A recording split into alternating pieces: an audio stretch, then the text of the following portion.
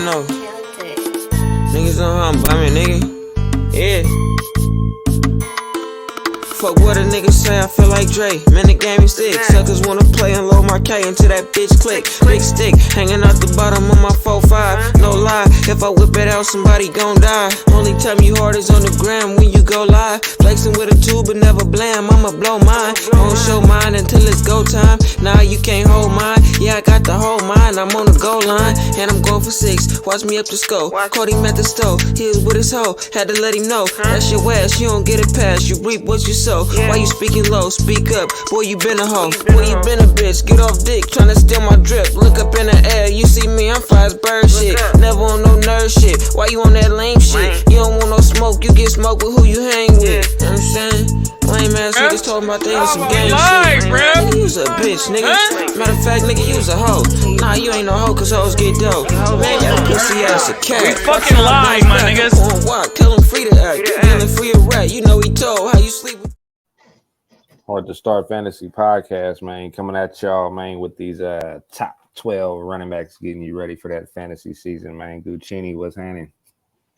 Hey, top of it, cuz I know it's not the morning, but you know it is top of the clock. You know what I mean? We out here on this motherfucking beautiful West Coast. You see in the background, you see Cuzzo, he living it up right now. We outside, stoner tested, culture approved, 100%, man. California living, man. What's going on with you, big dog? Man, California living, got the sun hitting my back right now, you know what I'm saying? And you know, palm trees, man. Are you working on your 45s? Oh, I got them down, man. Jackknives, 45s, buttercups, man. I got splashes. I got big splash, man. Big splash. Big splash. You know, Trip. Yeah, nah, man. You know, hey, preseason game yesterday. Got some more coming on today, tomorrow. You know what I mean? Couple injuries already. If you drafted early like we did, you're praying your guy don't get hurt. You know, so I mean, shit. We don't know where JT's going. We'll talk about that. You know, it's a whole bunch of shit going on. So hopefully y'all didn't draft like how we drafted last week, a little bit early. So we had Judy, we had McLaurin, we had I'm drawing a blank right now. But that's minor shit, 100%. You know, it's just it comes with the territory. You drafting early, fuck it. You're gonna have to take the lump sums, you know what I mean? But hopefully that your league does allow some extra moves, some way to wiggle around the shit that's going on before this last preseason game coming up. We had some yesterday. We had AR-15 do his thing against the Eagles. We had Najee and Jalen Samuels do their thing. You know what I mean? We seen GP, George Pickens. To me, he's looking like Kenny Pickett's favorite weapon, and I'm a big Deontay believer, bro. No, but see, George Pickens, so if you look at the last 5 games of last year, who did he favor? He favored fucking George Pickens, and it was like a 5-1 TD. They showed it during the game. The ratio of from when he took over from Trubisky until he started them last 5 games, a 5-1 TD ratio, and then the completion percentage between Kenny Pickett and George Pickens was the best in the league for the last 5 games, bro. And it's showing in the preseason. Pickens remind me of D-Hop. He remind me of D-Hop. That catch radius, he's always open, even if he's blanketed. Pickett is going to take a step forward for sure. I think that Steelers offense is. I'm watching it right now. George Pickens, number 14 against Atlanta. They're going to get back. I think the Steelers going to get back to having a good offense. They've been on the downtrend lately. But, man, y'all go ahead and follow Hard to Start Podcast, Hard to Start Fantasy Podcast, man. It's on the bottom. At the bottom, y'all know what to do. You know, stay giving y'all updates, man. But like I said, we're going to run these running back rankings. And, shit, let's get to it, man. Let's get to it. JD, kick it off, man. You got your top 12. You want to read them out? Hell yeah, let's get to it. So first off, I got Mr. Ed McCaffrey's twin. You know what I mean? Shout out to my pop. Shout out to my cousin right there. I'm the youngest of or one of the youngest of my pop, but my guy over here, he's the oldest of his pop. You know what I mean? And so You know, I don't know if McCaffrey is the first of the bunch, but yet he got that pedigree, he got that bloodline. And to me, he might break LaDainian Tomlinson's record if he plays all 17 games. 31 TDs. I seen him that year with my cousin in the Oakland Coliseum, LaDainian Thompson, run for one, throw for one, and catch one. C-Mac done did that already, bro, last year. So now all he needs is them 32 touchdowns, 100%. 17 games, if you look at what he did when he came at the trade deadline to where he finished at, and the year that he hit for a thou wow, to me, it's a no-brainer, bro. On my mama. And shout out to Tax. He had the number 1 pick. He chose Jettis over CMC. And the boy that got CMC at number 3, shout out to Aaron. To me, he won 100%. I'm not going to lie, bro. Jettis and C-Mac and Chase will be one of the top or at least 3 of the top 5 scoring positions outside of quarterback for sure. I mean, that's not a hot take or nothing like that. But to me, I think C-Mac is going to be the fantasy football MVP this year. That's why I have him over Eckler. That's why I have him over Jettis and Chase. Bro, if I had the 1.01, I'm taking C-Mac. I just had to go on a rant about C-Mac. Then give me Eckler. Eckler at number 2. Damn near 50 TDs over the last 3 years. He's the most scoring TD player there is in the NFL.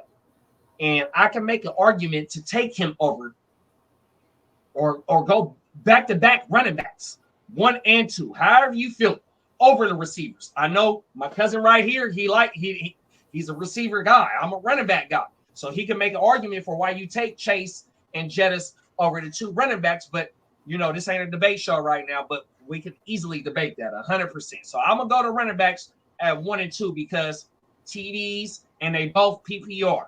And for the reason that C-Mac is number 1 is because he going to get a thou wow on the ground. Eckler ain't getting a thou wow on the ground. So then I got Saquon at number 3, 100%. Give me the second year in the system with one of the best offensive-minded coaches in the fucking league in Brian Daboll.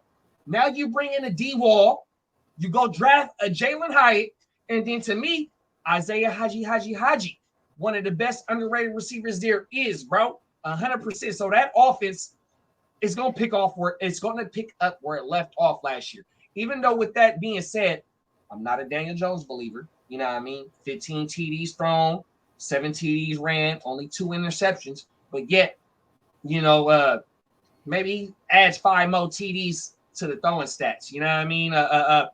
He might get, because he hit for 700 on the ground. You know what I mean? But to me, it was because Barkley was the end-all, be-all in that offense. Now you invest in a D-Wall. You bring in a Hyatt. You know what I mean? You bring in an Eric Gray to help take a little bit of weight off of Saquon. You know what I mean? To me, when Saquon at his best, he's a 2,000 yard from scrimmage running back, 100%. So I got to put him right there next to Eckler and C-Mac, 100%. I'm not taking him in the top 4. I just drafted him last week. I think I had the 10th position. So to me, I got a steal in the first round, bro, with Saquon at the 10th position. Then I got King Henry. King Henry had, give me 2.2 seconds, y'all. I just want to break down King Henry's reception totals last year. And we know that King Henry is not a PPR back, but yet, I mean, I could break down all his stats. 1,500 yards on ground, second at his position. 349 carries, first at his position. Fuck all that. Yards per reception, 12.1. First at his fucking position, my nigga. Target share, 10.3, which was 18th at his position. Breakaway runs, he's still getting it done. 14 of them, 9th at his position. Fantasy points, 18.9. So to have him as a top 5 running back, you bring in a hop, which you're gonna have to face an 8-man box. You know what I mean? So whether you're gonna face an 8-man box or you're gonna drop some motherfuckers back to help with D-Hop, King Henry is a great recipient of that. So I got to have him in the top 5. And then my shockers, and I'm gonna end this so Cuzzo can get on his shit. My shockers are still Josh Jacobs and JT at 6 and 7. I think I have them there. So there's no way that Josh Jacobs, and I had him on my do not draft list 100%, but there's no way that he pass up this $11 million. There's no way. He's not sitting out. He's not going to stand on, that they don't got no love for him, because we already see what the precedent was with Le'Veon. Bro, you better go get your ass out there. All they want to do is probably not just be in training camp, bro. Let me train on my own. Let me not get beat up. Let me not fuck with what I got to fuck with, and let me come produce. My only knock on Josh Jacobs is that last year was an anomaly.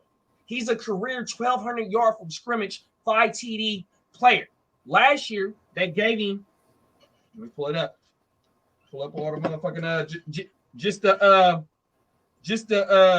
touches and whatnot.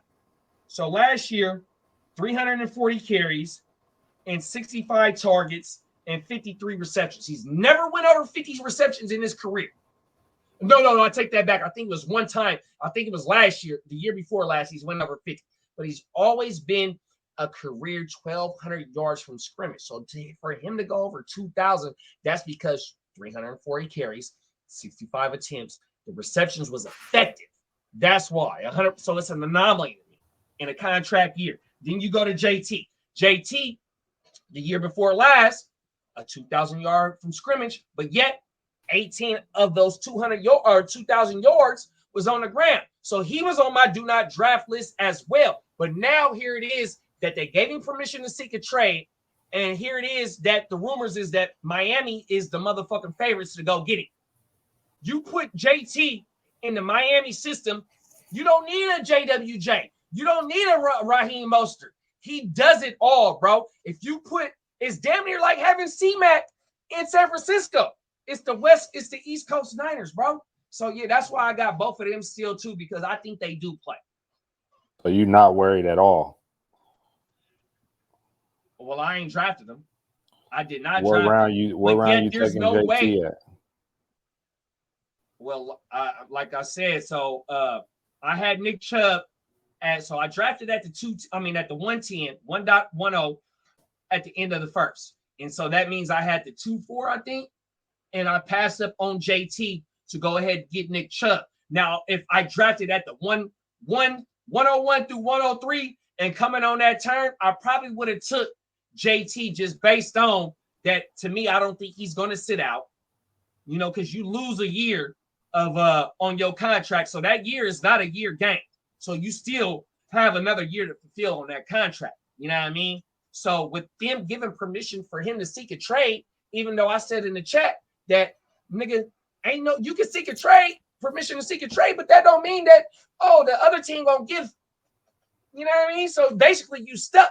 So you finna come and get this motherfucking money and you're gonna go and play. So I think that both of them do play, and I think that both of them gets kind of close to I ain't gonna say kind of close, because JT didn't do nothing last year. He got hurt. He only played 11 games, and Josh Jacobs was an anomaly. But if his anomaly or his floor is 1,200 yards from scrimmage, 1,500 yards ain't hard. And the Raiders got better. They got better by addition, by subtraction.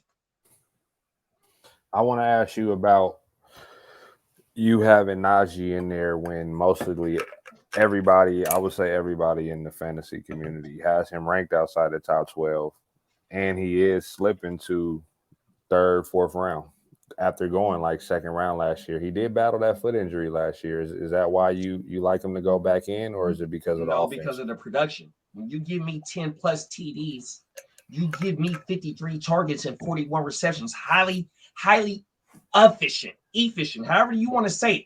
And then all of us we was just talking about the Steelers offense getting better with a Kenny Pickett that only played. He went like 5 and 7 last year. So you had Trubisky start off. You know what I mean? Now you got a 2-headed monster in the backfield that helps alleviate from Najee being a complete workhorse like he was in his rookie season, where he had 1,800 yards, double-digit TDs, 70 motherfucking targets, 60 receptions, and the motherfucking 50 receptions, or the 41 that he did last year on a weak ass offense, starting Trubisky and starting a rookie quarterback, and we still trying to figure it out.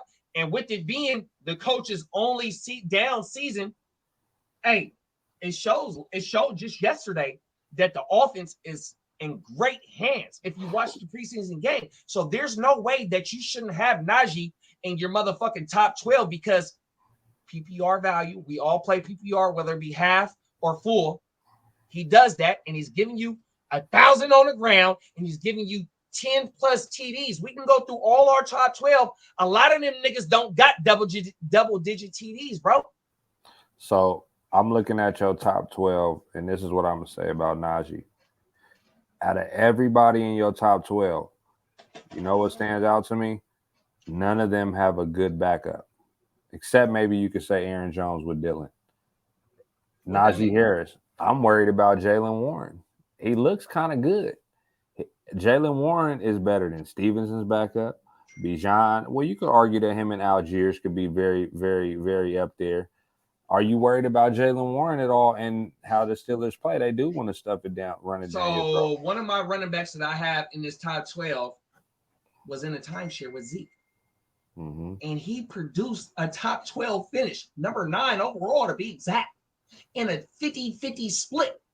So no, I'm not worried about it because you can get your damage done in a 50-50 split. If they 50-50 still produce split, as a top 12 running back. If they 50-50 split though, I'm worried about Najee because I think he needs volume. Najee 100% needs volume. He needs a 70-30 over there to be. But I'm with you though. Yeah, I mean, 25 years old. You know what I'm saying? His rookie deal's almost over, so you know it's on him to make it do what it do, man. Fresh up out that Antioch, man, California.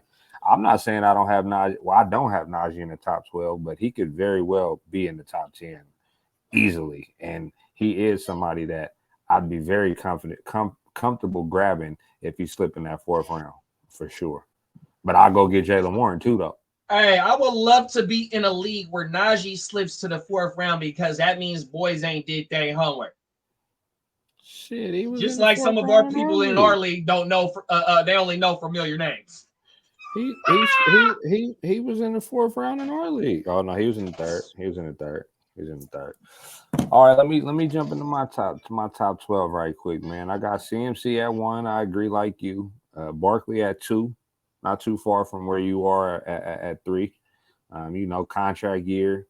You know, he stayed healthy all year. I hope he do this year too. Barkley, when healthy, is one of the best talents there is, hands down.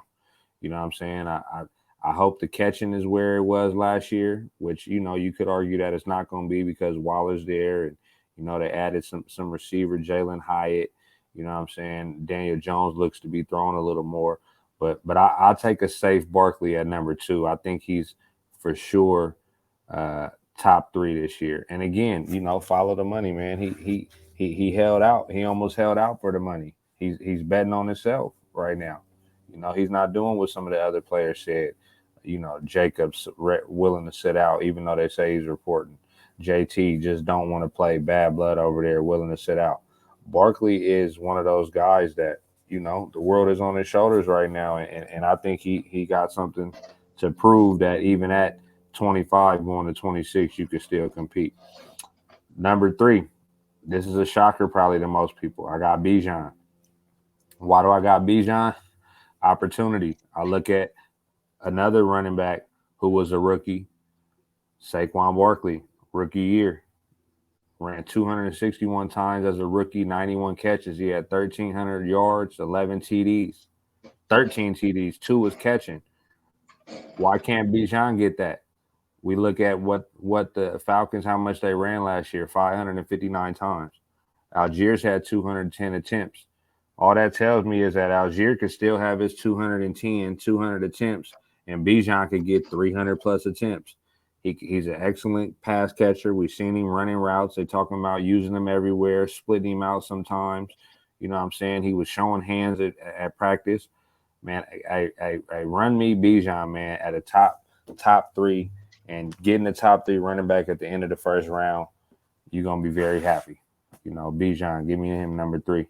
Eckler, another guy in the contract year, you know, for the most part, trying to get his money.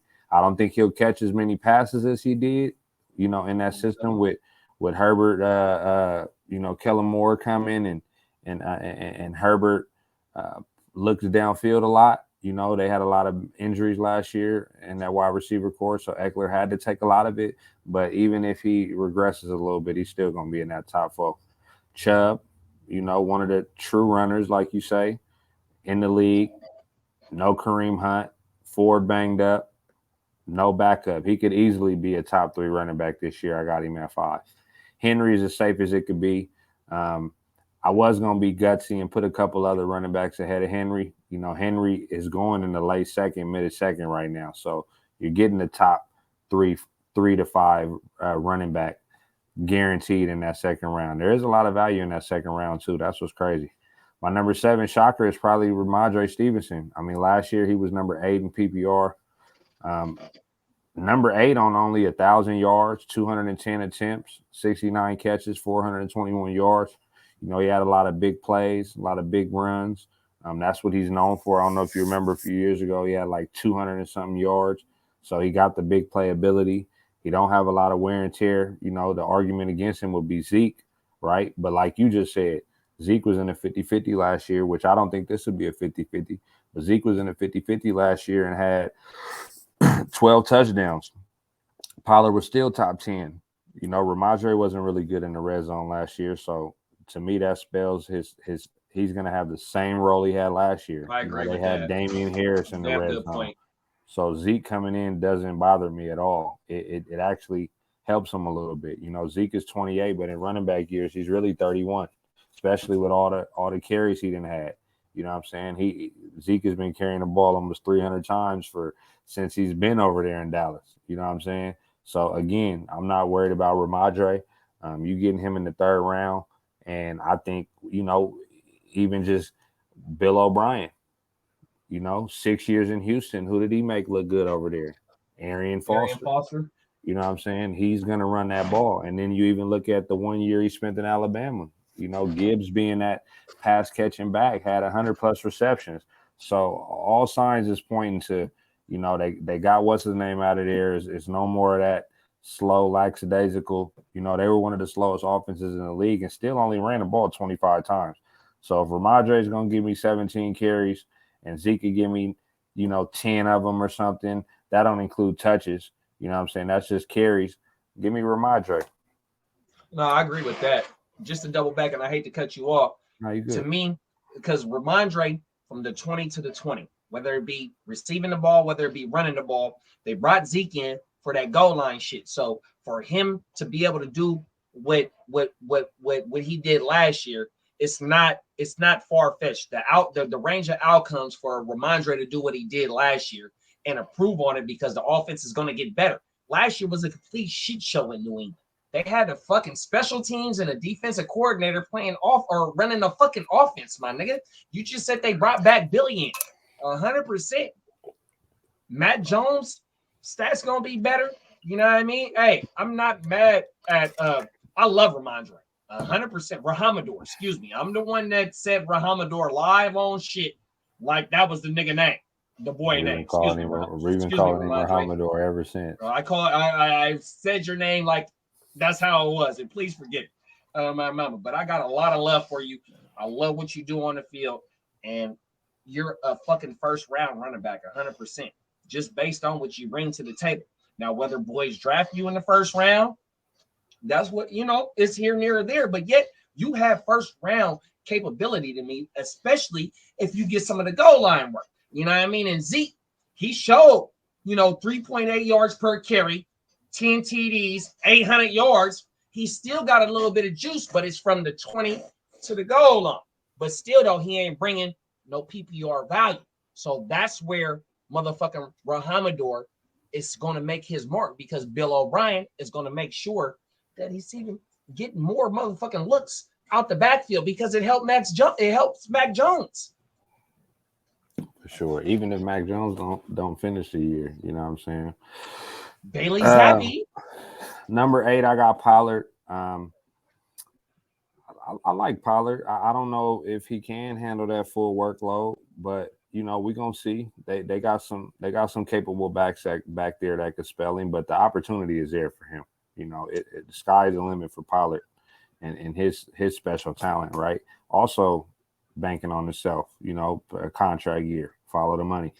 My number 9 shocker is probably Gibbs. You know, I got 2 rookies in my top 12. That's just because, like we talked about on the show the day before yesterday, Detroit last year with Swift and Jamal Williams, 2,000 rushing yards, 25 TDs from the running backs. You know, you give David Montgomery, you know, 10 TDs, 12, 13, whatever, maybe he get. And I don't really believe in Montgomery, honestly. So I don't know if they reach that 25 TDs, but I do believe that Gibbs, even him not being the red zone back, I think he might finish with more TDs than David Montgomery just because of his explosive ability. Like, he's better than Swift. He's going to be a better Swift. That's why he was at Alabama. You know what I'm saying? I know Swift was at Georgia. They've been competing. I don't want to just shit on them like that, but you know, Gibbs is the guy, man. 100 plus catches in his 100 plus catches out of 134 in his career at Alabama. You know what I'm saying? The explosion, 4.3, run a 4.3. You know, they're lining similar to Bijan. They're lining them out. They're getting tricky over there in Detroit. You know what I'm saying? You might see a lot of him and Montgomery on the field. The opportunity is going to be there. And him being a special back, some people could argue that. I seen MJD, shout out to MJD, argue on NFL Network and say he has Gibbs as his number 1 running back in this class over Bijan. Now, I'm not saying that I agree with that, but the opportunity is there, and I think Gibbs could easily slip into the top 10 over some of these older vets that we have that might break down a little bit. So just to double back on your argument, I'm a fence straddle. I'm a hood hop because I'm on one side of the fence and I'm on one other side of the fence. I'm gonna give you some stats about DeAndre. DeAndre was an elite player last year, even though he didn't stay on the field a lot. But when he got the ball in his hands, he was elite. 8.1 yards per motherfucking reception. That was 10th at his position. A 15.1 target share percentage, which was 6th at his position. A 44.8 route participation, 19th at his position.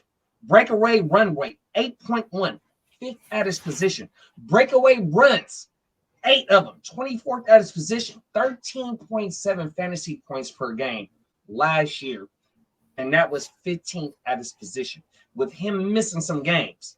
So 542 yards on the ground. So he's in 389 yards receiving. He's 1,000 yard from scrimmage player in a timeshare.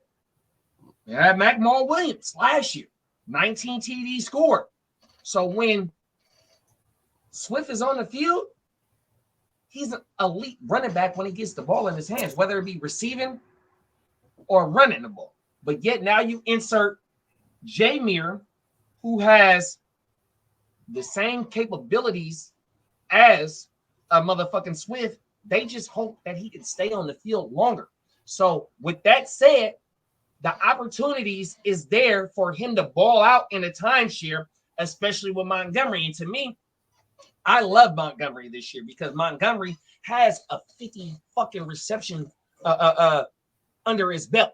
So it shows that they want a receiving back in that offense, but also a motherfucker that can take the rock. So to me, Jameer is not going to deter what Montgomery does, but Jameer has the opportunity, like you just said, what MJD said, to be the number 1 back in this class if he can stay on the field, because in a 50-50 timeshare, what Swift did in 12 games, you give Jameer 16-17 with the opportunity.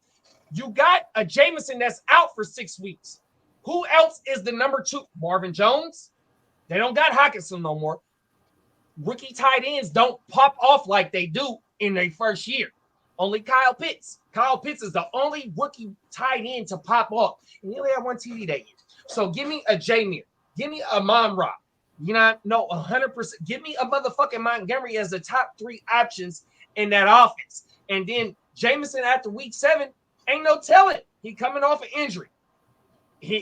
Last year, he only played 3 games. Javier might be the number 2 motherfucker over there, bro. So I'm not mad at that. My only thing, nigga, is Bijan over Austin just based on we said that they ran almost 600 yards. I mean, 600 times. 20 is going to be there.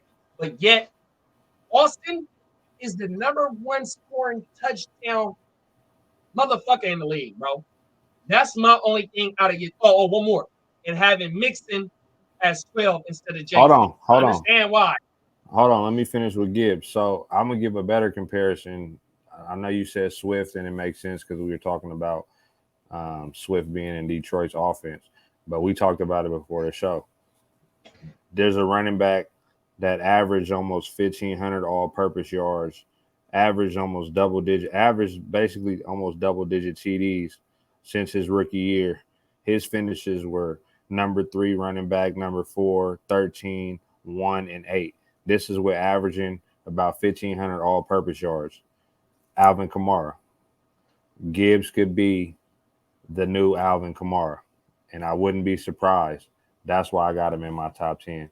Aaron Jones at number 10, that's a steady Eddie. He's finished as an RB1 in the last 4 years. He's always in that top 10. One could say, we don't base our rankings off of injury. So I'm going to stay with Aaron Jones, them leaning on the run more and him being that dump down guy for Jordan Love. Give me Aaron Jones. And he has been one of his favorite targets. Number 11, I got Jacobs in there just off principle, assuming he's coming back. I didn't want to have him in my top 12 because, he's been in the top 10 since he's been in the league pretty much.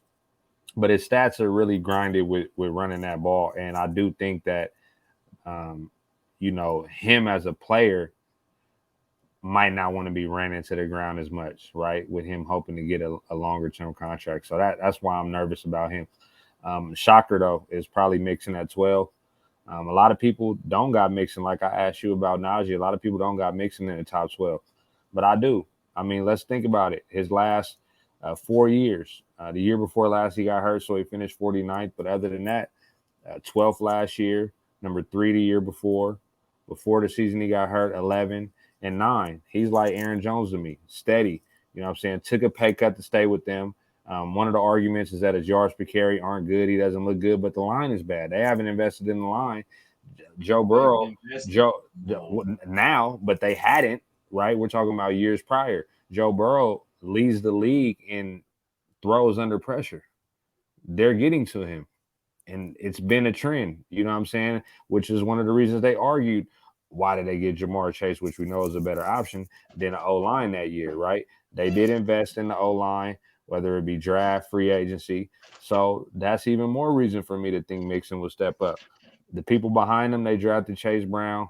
You still got Evans from last year. Yeah, they could spell him, but I see them, made Mixon take a pay cut. He beat all his charges this offseason, and they're gonna run him into the ground. You know what I'm saying? 212 carries last year, only 826 yards, 7 TDs. Yet he's still finished in the top 12. 292 yards a year before, 1,200 yards, 292 carries a year before, 1,200 yards, 13 touchdowns, and a high-powered offense with Joe Burrow already going into the season banged up. I'll take Joe Mixon in the 4th round. And I'll say this, another reason people stay away from Joe Mixon is because he's been going in the 2nd and 3rd round since his first year, and people are always disappointed because they spend that high draft capital on him. You can get Joe Mixon in the 4th round right now. Top 12, easy. Okay, so I'm trying to find Joe Mixon's numbers, but I know that 3/4 of his TDs came in one game last year. That's what I do know. That's what I do know. And then I also know that Antonio Gibson has the same numbers as motherfucking Joe Mixon, only off by a couple of numbers in the receiving and rushing game, and he plays for a worser team, bro. Did he crack the top 10? Mixon is, huh? Did Gibson crack the top 12 last year? No, he didn't crack the top 12, but his numbers was damn near where I did. But he ain't 12 though. But I understand that because he got so the you should have him in your top 12 there. Where number you got Gibson at? I like Gibson. I like Gibson. Can I lead off with my argument? I just said that half of his or most of his TDs came in one fucking game. That's the reason why he scored them many points. He had a 5 TD game. After that, he only had 3 TDs during the whole season. 4 TDs week 9, 153 yards. Exactly. He got he got half of his TDs in one game and didn't do shit after that. He has the same numbers as Antonio Gibson, and he played for a team that's a Super Bowl contender. Joe Mixon is on my do not draft shit. There's no way that I'm taking Joe Mixon second, third round because that's not value. He's not going in the second, third. He's going in the fourth. Samaje outplayed him at the end of the year. 100%. There's no way that I'm having him in my top 12 running backs because he's getting outplayed. You just said that he took a pay cut. If he didn't take no pay cut, he was going to get cut, and he wasn't going to be a number one running back in anywhere else. He was going to be in a timeshare. So now what do you do? Chris Evans. No, I was going to say, what do you do when you get an old school for the low? You run it into the ground. What do you do when you grab you a little runner, a little Honda? When I go grab you run it into I'm tucking it a Honda. Then I'm trying to rebuild it. A Honda, you're running it into the ground. What do you do when you get a rental? You run it into the ground. So Mixon ain't a foreign then, because we label top 10 running backs as foreign. So Mixon is a Honda. He's in the last. He's a rental now. He's in the last year. He's the rental car that you get with high miles, and it's the last. He's the rental car that you get. He's a rental car you get that got 80,000 miles on it. Well, I'm gonna say this: when we talk about safety, we talking about safety. Yeah, the TDs weren't there. Yeah, the rushing yards weren't there. But guess what he did have? This is all his games receptions: 7, 3, 3, 4, 3, 4, 3, 7, 4, 3, 2, 5, 7, 5. Name where he finished that as the RB though, bro. It doesn't matter. Name where he finished that because you've done it before. He finished number 10 last year. No. He finished as a number 10 overall. He averaged 16 fantasy points. How many top 10 finishes did he have, cousin? 6. Don't do that. 6. He had 6 out of what? Out of 18 weeks, 17 weeks? That's not a top 12 running back. He had 6 TDs in one game. He missed 2 games and still finishes the number 10. The workload is there. TDs in one game. One game of TDs isn't gonna. The yards is the carries is still there, bro. The yards is there. His all carries ain't there. The carries ain't there. He only getting 200 carries. Bro, his all-purpose yards. How many? His all-purpose yards last year. He had 1,200 all-purpose. I got it in my head. That's a top 10 running back. That's a top 12 running back. Listen to me. Antonio Gibson did damn near the same shit he did, and you getting Gibson in the 8th round. Mixon, listen. Even if Taylor goes to Mixon has a very, very, very, very strong. Mixon and Najee Harris are the same player this year. I don't agree with that. They're going to finish very close to each other. I don't agree with that. Well, hey, let's have an on-air push-up, sit-up bet because both our shoulders. No, my shoulder good. Nigga, I just started. Look, I just told cousin off air that I'm on a dry out. So you know what I've been doing to take place of my dry out? Nigga, I got my sit-up bench right there. Nigga, I'm on my push-up shit. So whatever you want to do on some push-ups, nigga, let's do it. Najee versus the nigga Mixon. 100%. A hundo on call at the draft? On call, sit-ups. No, push-ups. I'm good. Push-ups. I think last year I wasn't good, nigga. I should be good by then. My shoulder messed up last year. That's why you said about my shoulder. I appreciate that, bro. My shoulder messed up, so I know. You know what I'm saying? Shit, my shoulder messed up. I gotta sit up, bitch, nigga. Yeah, my shoulder messed up. But nah, man, look.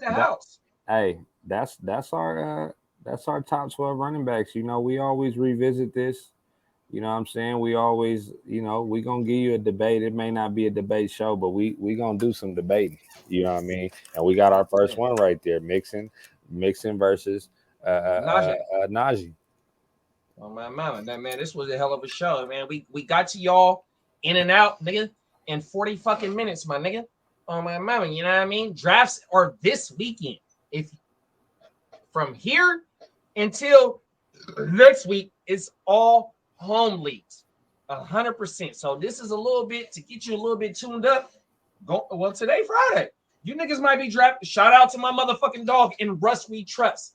He's drafted in Palm Springs right now, 100%. So I don't know if he's there right now or if they going tomorrow, but they got their draft. You know what I mean? California niggas on my mama. do the same shit. So look, everybody drafting, whether it be right now, next week, but it's here, man. 100%. This is what we do, bro. On my mama. So hopefully we come back up. We're gonna come back and give y'all some wide receiver rankings. You know, it might be on the solo or it might be both of us hit you off. You know what I mean? We're gonna come back with some QB rankings the same before the weekend is over. And then they got the wrap up coming back, man. You know, weekend wrap up off hiatus. You know what I mean? So we gonna off that fantasy, you know what I mean? Again, go follow Hard to Start Podcast, Part 2 Start Fantasy Podcast on IG. And go interact with us, man. Drop a comment, like, subscribe, all of that, man. 100%, bro. I ain't got nothing to say, bro. The nigga that said it all, man. Stay hydrated, man. We out. You stay ready.